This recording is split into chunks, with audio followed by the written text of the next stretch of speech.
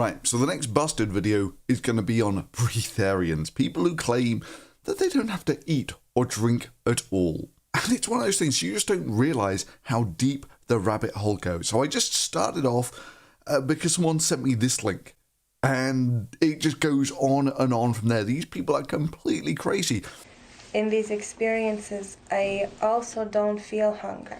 Almost, I think maybe 4 times in my pregnancy with him, I ate something. And this was like in social settings.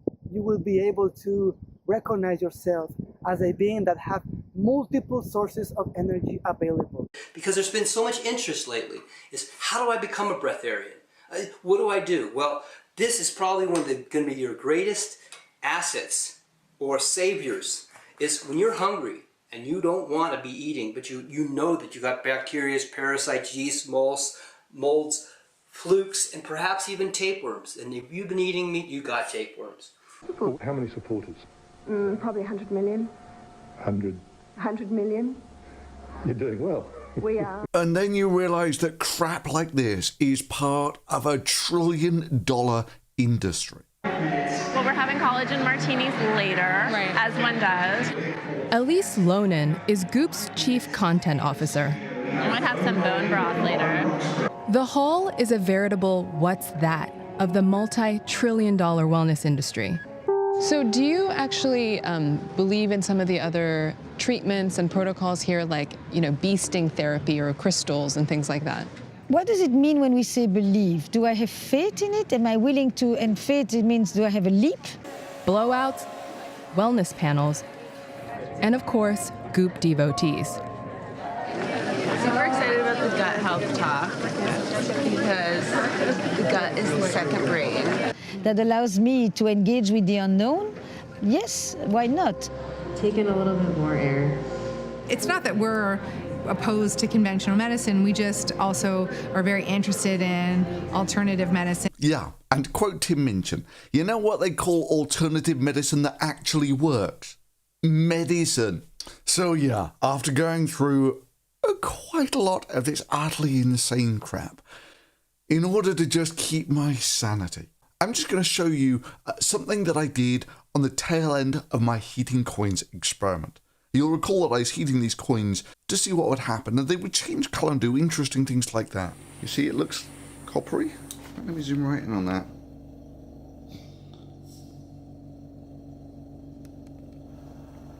Yeah, something I've been actually quite interested in is why does it turn coppery when it's in the flame?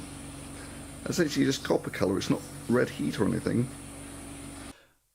So I went back with a high-speed camera and took a look at it, just because it looks cool, and to help me keep my sanity.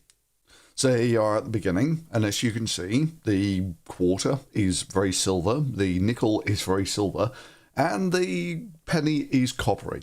So now I've cut forward a bit. This is when you're really starting to get some heat on the coins. And as you can see, the nickel has now turned almost exactly the same colour as the penny. So even now you can see this sort of transition in colour as you go across the quarter. Now I've cut forwards, and now you'll see as I move the flame across the quarter, you get all these colours, which are presumably different thicknesses of oxide layer, although I'm not entirely certain. There you go, all 3 coins are now starting to look very coppery. So presumably at the end there's almost no oxygen in the flames.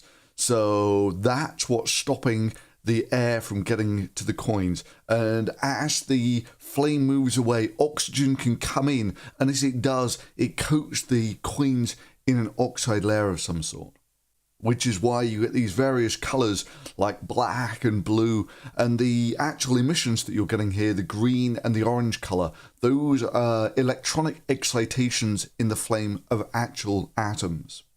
So how would you actually demonstrate that this is actually oxygen that's doing this? Well, presumably, if I take this coin and take it straight from the flame and drop it into a flask with an argon atmosphere, then it should, in principle, stay that same coppery colour, which is an experiment which I intend to do sometime.